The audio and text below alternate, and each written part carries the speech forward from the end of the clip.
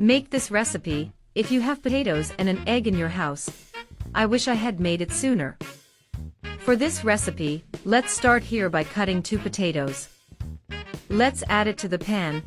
Put water until it covers. Add a spoonful of salt. Mix very well. Cover and leave cooking for about 15 minutes. Okay, it's cooked. Now I'm going to be transferring it to another container and kneading this potato very well until it reaches a puree state. And today I'm going to send a big hug to Luzia Marais from Goiás.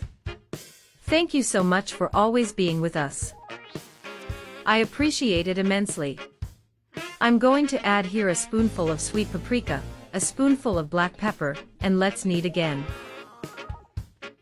Guys, you're already commenting for me, which city are you watching us from?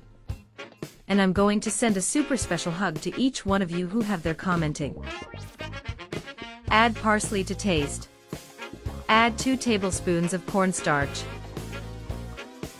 And we're going to mix it again, first with a fork and then with our hands, and this recipe is very easy to make, it looks very beautiful, and it's delicious, I'm sure you'll all love it. Now I'm going to be adding it here on a board and cutting it into equal parts, like this. I'm going to take a part here, and I'm going to model it in the shape of a ball like this. I'm going to reserve it.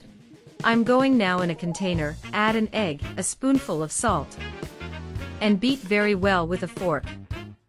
In another container, add a cup of breadcrumbs, a spoonful of oregano.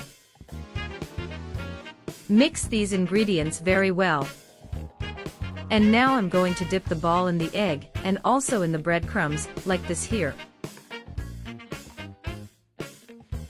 Now I'm going to knead the little ball a little, and then shape it like this here, to make it look pretty, like this.